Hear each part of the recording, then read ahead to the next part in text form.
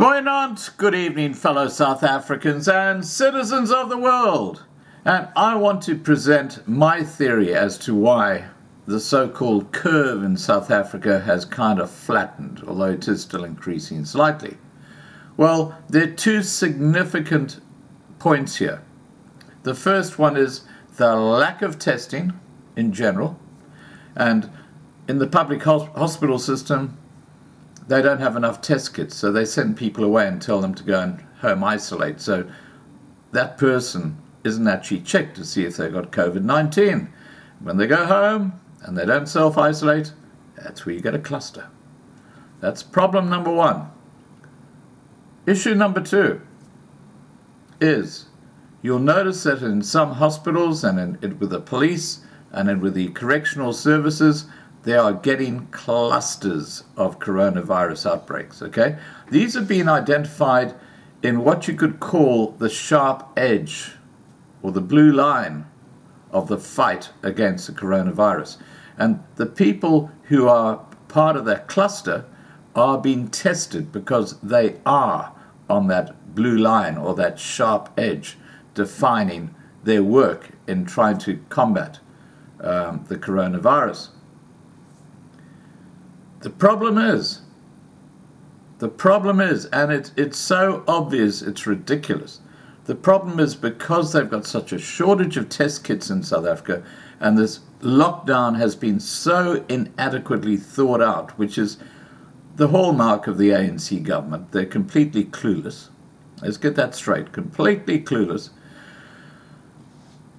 In the townships, in the taxis, in public areas, in queues, trying to get food, there's no social distancing. The whole idea of social distancing is to make sure that if someone's got the coronavirus and they're standing next to you, they're too far away for that virus to actually be sent across to you through transmission in the air. And that's obviously in a little bubble of water or something like that, that the virus actually comes and gets into your mouth or gets into your nose or gets into your eyes, and bang, next thing you know, you got the coronavirus. So social distancing is the killer in South Africa. There is no social distancing for a huge percentage of the population which have not been checked for the coronavirus. Now, I started talking about this 2 weeks ago in early April. And I said, hey, about mid-April to late April, you're going to see a significant number of people showing symptoms of the coronavirus, because by then, after that gestation period, people are no longer asymptomatic. Those with ailments or the elderly are going to start dying by their thousands in these townships when it just goes feral in there, because the white community and the middle class blacks will have kept their social distance and be self-isolating. They will be kind of protected, okay? So they won't see much of this. But in the townships, it's going to be absolutely devastating. It ain't rocket science, and yet no one in the government is talking about this issue. It's as if it doesn't exist. It's just basic common sense. That's how the coronavirus works. It transmits from one person to another very easily if that social distance is not maintained. And it is not maintained. So, let's get the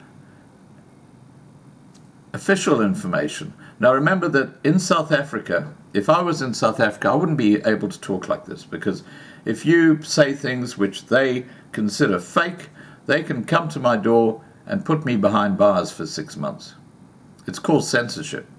But what they're trying to do is cover their tracks and have an official story that sounds so glowing and so good, knowing that the reality is completely different. Okay. Health Minister Zweli Mkhize has announced that there are now 2,506 COVID-19 cases in South Africa. This is an increase of 91 cases from the previous day. Now, I call that BS. I can see BS from a mile off. I would suggest that the actual number of infections in South Africa right now are probably over 100,000. And I'd say probably 98% of those are in the townships of South Africa. We'll see. Call me a prophet if I'm right, but it's basic common sense, all right? The total number of cases in Gauteng is now 930, followed by the Western Cape with 657 and KwaZulu-Natal with 519. The total number of coronavirus tests conducted to date is 90,500, an increase of just 3,493 in the past day. So they're doing about 3,000 tests per day. And the people that have been tested, largely, this is the kicker, are people on the front line, nurses, doctors, police, people who think they've got signs of the coronavirus. This is not people in the townships. This is where the damage is happening right now. In fact, it's been happening now for a couple of weeks. It's gone. It's too late. They can't do anything about it. That's why I say, why have a friggin' lockdown? Anyway, let's continue. Mkhize has also revealed there are 7 new deaths attributed to COVID-19 in South Africa, which brings the total number up to 34. Okay, now this is where this Professor Salim Abdul Karim, chairperson of the Health Minister's COVID-19 Advisory Group, to me, in my view, has it so incredibly wrong. All he's doing is parroting the ANC's best case scenario when he knows that there are huge flaws in it, or otherwise he shouldn't be in that job, because these clusters that are going to break out in these townships are going to blow these figures that they're putting forward and the suggestion that they've got the COVID-19 under control into smithereens. That theory is completely rubbish. It's BS. Professor Salim Abdul Karim, chairperson of the Health Minister's COVID-19 Advisory Group, said the most important figure for the country to watch is the average number of new daily coronavirus cases. Now, remember, this is based on the limited testing that they're doing.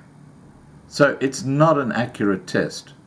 You might as well just do away with the test if you're not going to do it properly. This is all BS. The whole thing is BS. And, as I say, by the end of April, I have no doubt you're going to see what I'm saying is proved to be correct. Let's continue. This figure shows whether the lockdown has been effective in curbing the spread of the virus. It will also inform the decision on whether to extend the national lockdown or not. Now, this figure is BS, as I've suggested. Last week, the average number of new daily coronavirus cases was 67. The 95% confidence interval for this number is 45 to 89 cases per day. Well, as I said, it's such limited testing, and you're not testing where the actual action is happening. Karim provided 4 scenarios for the average number of daily cases between 10th to 16th of April. Equal to or above 90, then the lockdown continues. 45 to 89, and the positivity of screening ratio, or CHW, is above 1 in 1,000, then continue the lockdown. 45 to 89, and the positivity to screening ratio, or CHW, is equal to or below 1 in 1,000, then ease the lockdown. Below or equal to 44, then ease the lockdown. Karim explained this set of criteria gives South Africa clear guidance on how to deal with the lockdown. Now, those figures are going to be blown out of the water. And what is actually happening now is that because of pressure from business, the president, hippo-wise, the most useless president South Africa has ever seen in a time of crisis, is now suggesting that they're going to start easing the lockdown in certain specific areas. It's like handing out sweets to kids. This lockdown is a complete scam. Anyway, let's continue. I'm going to attach a chart here which will kind of show you what the situation is officially in South Africa. Okay, the chart shows the average number of new daily cases between the 10th to the 15th of April. The red line at 90 cases is where the lockdown should continue. The green line at 44 cases is where the lockdown should be eased. At this stage, the average number of daily cases for the week is 95.3, which is above the 90 case mark, which Karim said should result in a lockdown extension, which is at the very time that Ramaphosa is now suggesting he's going to ease the lockdown. Talk about conflicted. It should be noted that Karim's criteria look at passive screening only. Should a significant number of cases this week be the result of active screening, this number may be reduced. The breakdown of passive and active testing cases is, however, not provided by the Department of Health. For this comparison, the total number of new daily cases, the same number which Karim used for his calculations over the past week, are shown in this graph. Let me show you.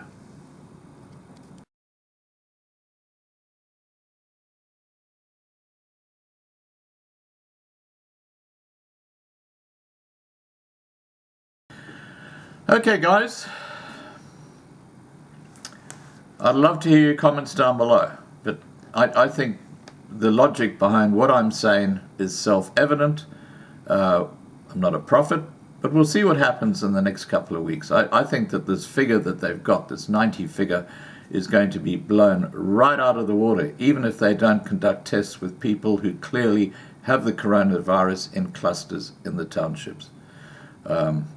You know, it's total incompetence at all levels in the ANC. That's what this is all about.